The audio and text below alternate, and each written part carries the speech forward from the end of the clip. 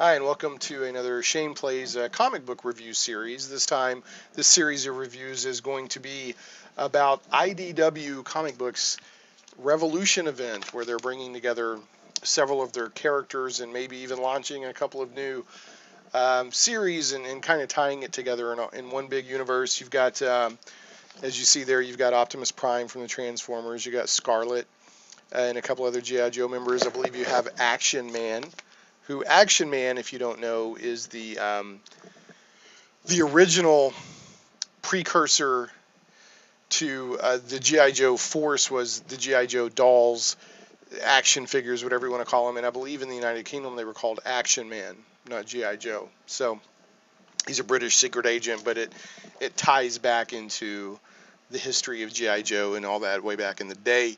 You got ROM, Space Knight, a couple other, you've got the Micronauts, and then you have M.A.S.K, Mobile Armored Strike Command, which is so 80s it hurts. And what ties all these together, because IDW is not bringing all of their published characters or series into one big event, it's just these. And what ties these together are these are licensed properties from Hasbro.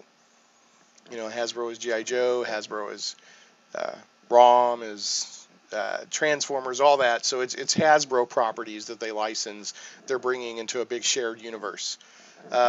So with a big event and launching a couple of new series. So I've actually been looking forward to this Revolution event, mainly because over the past year or two I've been exposed more and more to IDW through their Star Trek and Godzilla and Transformers and various things, and I've been very impressed with what I've seen from IDW.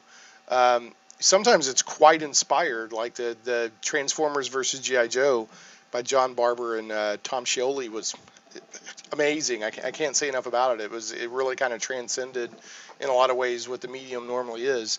But even when it's not something on that level, it's really good, solid storytelling that's pretty fun. And they don't take a licensed property that has a built-in audience already and kind of phone it in. I mean, they try to do really good stuff. So I've been pretty impressed. So I was looking forward to this, and in another reason why I was looking forward to this, not the least of which is I've been buying, because I've basically dropped Marvel out of my what I'm reading right now, and that gave me more budget to read Rebirth from DC and then also explore other titles. So in amongst that, among other countries, companies, I've been trying IDW, and for the most part, I've liked what I've read from them.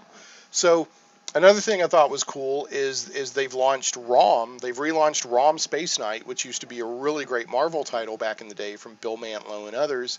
And then they're also doing M.A.S.K, Mobile Armored Strike Command, which has you got in the days of transforming everything, you had I think there's a motorcycle that transforms into a helicopter.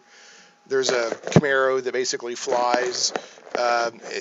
Some other stuff. So you had, it kind of had the transforming thing. So you had these vehicles that transformed, and the drivers wore masks that gave them special powers. And you had M.A.S.K was the good guys, and Venom was the bad. It was very 80s, so 80s it hurts. So I was like, wow, M.A.S.K, how cool is that? So anyway, so I was very excited for this. Now, one thing I want to point out is in the checklist. Let's see if I can find a checklist here of what's going on with Revolution. I'm only doing, for the purposes of this review series, however many videos I do, this checklist. Okay, the main event checklist. Okay, which is in September and October, and a couple of issues in November. Now there's been some other stuff where they had Road to Revolution and all this stuff, and it was these kind of very loose tie-in issues. I'm not reviewing all that. If it's on the main event checklist, that's what I'll be reviewing for this series. So, having said all that, what do I think so far after having read? I've read Revolution #1, which is the main series. I've read Micronauts Revolution #1. That's a one shot. ROM Revolution, one shot. And M.A.S.K, M-A.S.K, Mobile Armored Strike Kommand, Revolution #1. Now, I'm not like disappointed, like, oh, this is terrible, but I am a little disappointed because it's not quite as good as I was hoping it would be. It's a little messy. Now, having said that, it has some really great moments, and there's some stuff to like about it. So I'm not like in complete dismay that I bought these books or look forward to it. It's just a little messy in some places, and not just with the storytelling, but also in getting the books. And I'll explain a little bit more about what I mean with that. Before I even get into the story, if we go back to this checklist, it says that in September, okay, you'll get Revolution #1 and Revolution #2, and then you'll get ROM Revolution #1, M.A.S.K Revolution #1, and Micronauts Revolution #1. So everything came out in September, but Revolution #2 didn't. And because I got the last week of September, the last, when each Wednesday is New Comic Book Day or Tuesday night, or I think it's Wednesday. I got Revolution #1. I'm like, well, where's Revolution #2? Or did they come out the same week? Did I not get it? And I called the comic book store and like, no, we haven't gotten it yet. So they seem to be behind schedule on their own checklist. Maybe they did the checklist. Maybe something came up, but that confused me. And another thing, like, what happens in Revolution #1, which is the first item on the checklist, is set up in ROM Revolution #1. So it seems to me that ROM Revolution #1 should be before Revolution #1, if that makes sense. So from that perspective, from a logistics and checklist perspective, it seems a little messy to me, because I tried to read it, kind of by the checklist. So just be aware that the checklist may not be completely authoritative as far as what storytelling is happening when. Now, the Revolution #1 book itself, I don't know how well you can see any of that, but I like the art. It's written by John Barber and Cullen Bunn. Now, John Barber writes a huge lion's share of most of the Transformers stuff for IDW, so he knows his IDW. Cullen Bunn, I think, is it's a New York Times best-selling writers Cullen Bunn and John Barber. So Cullen Bunn, I don't know where I don't know, I'm not as familiar with him. And then the art is FICO Ossio, and the colors are by Sebastian Ching. Now, the art I really like. It took me a second to get used to it, especially the style that the Transformers are being drawn in. But once I got used to that, I really do like the art. It's got a good energy to it. I like the personality and the characteristics that it gives to all the characters. Even Rom, I don't know if you can see that there very well, but he's drawn differently in this book that he's been drawn in the other IDW books, and he looks great. It kind of reminds me a little bit of Bart Sears. I don't know if everybody remembers Bart Sears. He got real big in the 90s, early 2000s, something like that, and was really big for a while, mega hot, comics artist. It kind of reminds me of like if Bart Sears suddenly started today with a little bit more of the style of today's arts. It reminds me of that a little bit, but very good at conveying a lot of action and characters on one page without getting too confusing. I like how he's drawing the Transformers and that, and the storytelling's pretty solid. So basically, what the gist is it's all coming around the tie-in thing that's kind of bringing all these characters together, if you will, is this thing called Or 13, and it's just this energy crystals things that are on the Earth in various places. And it can be volatile and explosive. So the Transformers want it, other entities want it, and at the beginning of Revolution #1, Mount Olympus, which is actually a real mountain, and they kind of make a joke about, well, like, Action Man is like, I didn't even know that was a real mountain. Basically explodes because of Ore 13, and the Transformers, Optimus Prime, and the Autobots and all that are blamed for it. At the same time, you've got Rom's enemy. His main enemy, his whole reason for being a Space Knight, are dire wraiths, or wraths, we'll say wraith, that infiltrate and take people over and replace them. And so they've gotten in different levels of government, including replacing key members of G.I. Joe. So Action Man, kind of calls G.I. Joe to tip them off to something that he found right before Mount Olympus blew up that they would want to know about. And then the G.I. Joe, because of Ore 13 and Mount Olympus exploding, and like their readings are like, oh, we're seeing that the Ore 13 around the world is about to go fizzile and blow up the world, and it's obviously the Transformers' fault.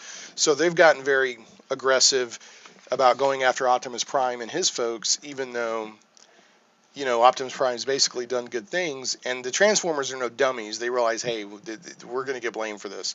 So there's this big confrontation between G.I. Joe and the Transformers.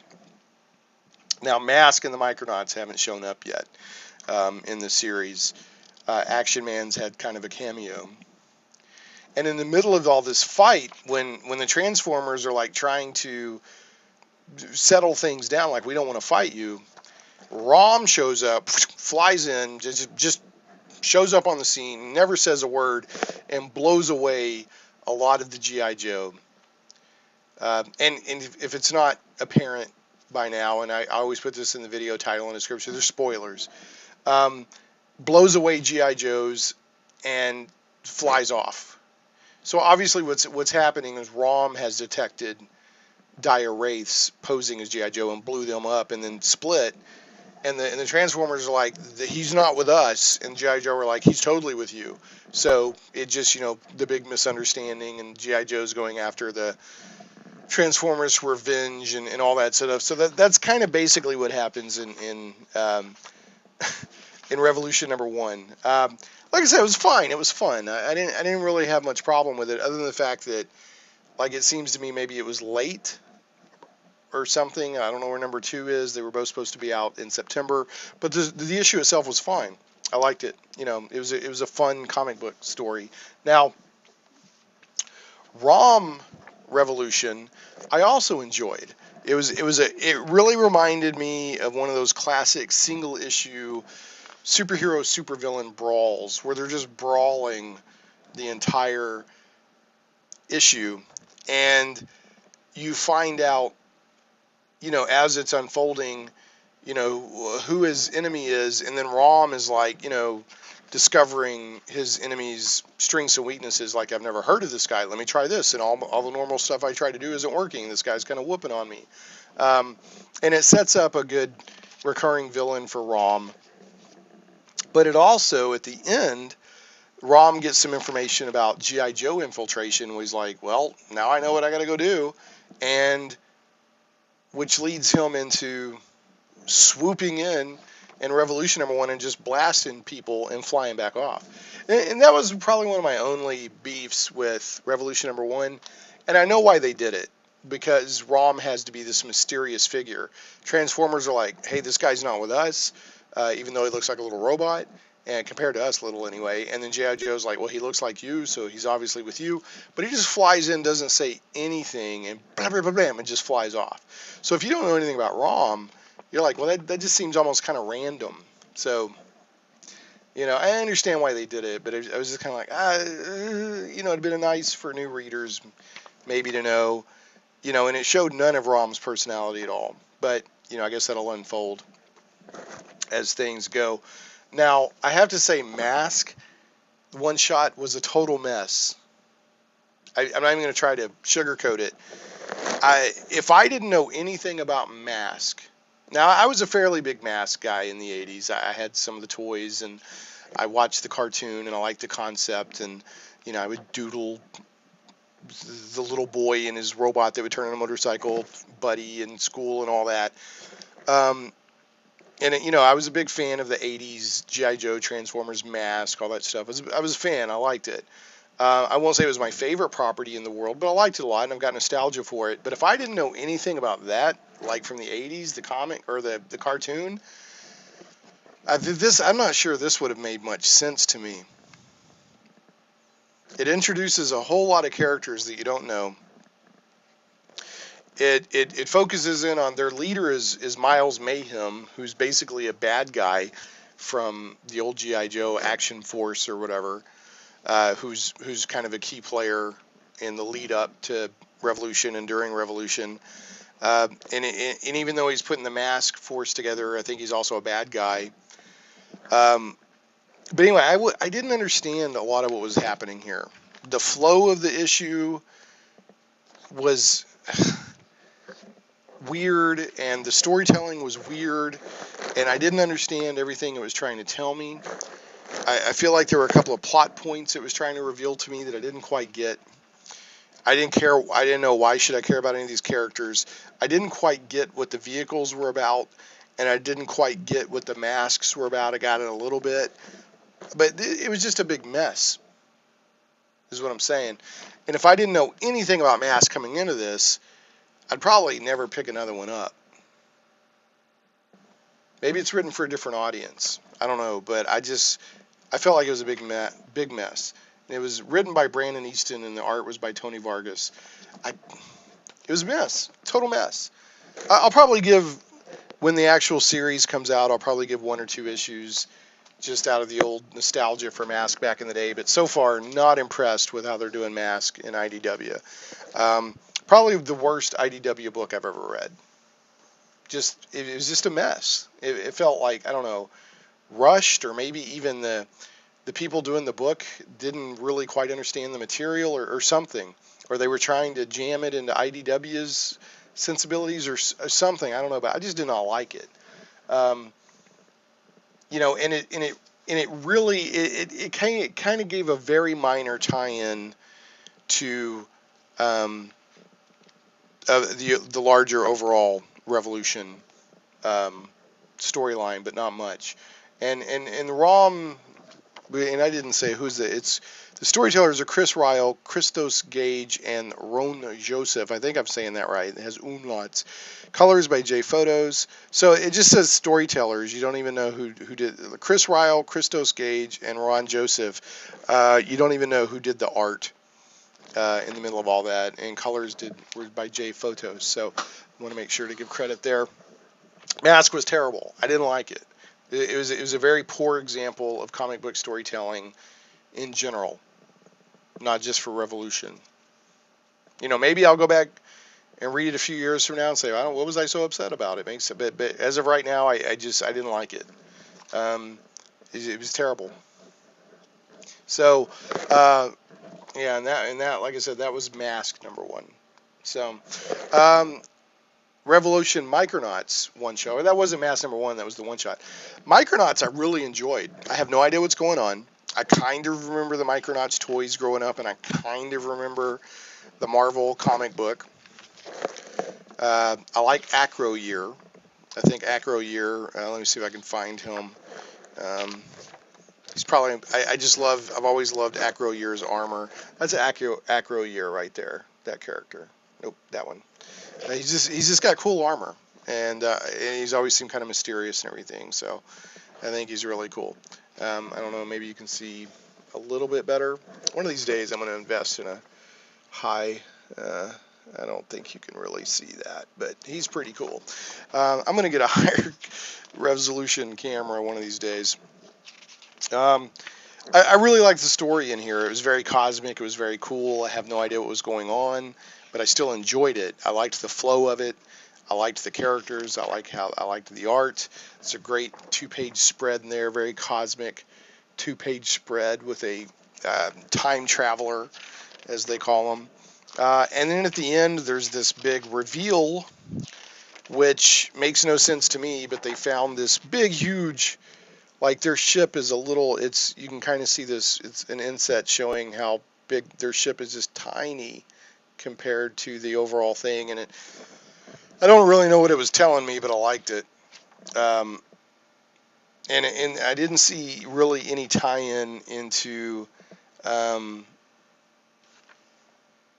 Revolution, but I guess whatever that big reveal at the end with that big huge corpse that was the progenitor of the microverse or something is going to have something to do with how they get to our universe to participate in Revolution, I suppose. And it may seem weird where I'm like, I'm not sure everything that was going on, but I liked it. And then to say, well, I couldn't tell what was going on, but I didn't like it. This was just sloppy and messy, and I didn't understand anything that was going on really, hardly, barely at all. This, I understood what was going on. I understood what the characters were up to, and I got a sense of the characters. I just don't understand the larger context that it's set in, because I haven't read any of the other Micronauts stuff from IDW. And some of the characters I remember from the Marvel Micronauts aren't there, but some of them are, like Acro Year. And I think Baron Karza? I think that's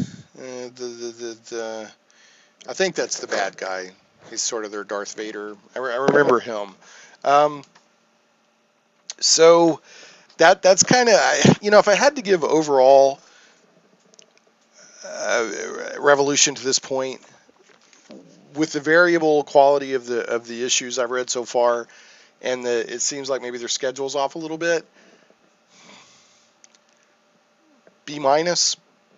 I don't want to give them a C because it's not just but it's kind of uneven. So I got to give them about a B minus if I had to do that. I'm hoping it gets better. If this hadn't have been such a turkey, we'd probably be at a B plus or an A, some form of A. But I just did not enjoy this issue. Very disappointed with M.A.S.K. Revolution #1. So maybe it'll get better. Sometimes a first date goes terrible, but then you have a great relationship. So we'll see. And then sometimes you have a great first date, and then the relationship's a turkey. So, maybe Micronauts, my next Micronauts stuff I won't like. But that's what I'm thinking about IDW's Revolution so far, the big Hasbro multi character and series event. So that's kind of where I'm at. I'm going to keep reading them. There'll be probably at least one more, if not two more videos or more in this series as we go through the entire checklist through November. But that's where I'm at to this point. So thanks so much for watching. I appreciate your comments. Maybe you have a different perspective. Maybe you felt the same way I do about what you read in Revolution. But please leave a comment and a thumbs up on the YouTube video. That helps me a lot. And make sure to subscribe to the channel if you haven't already. And I will catch you next time on Shane.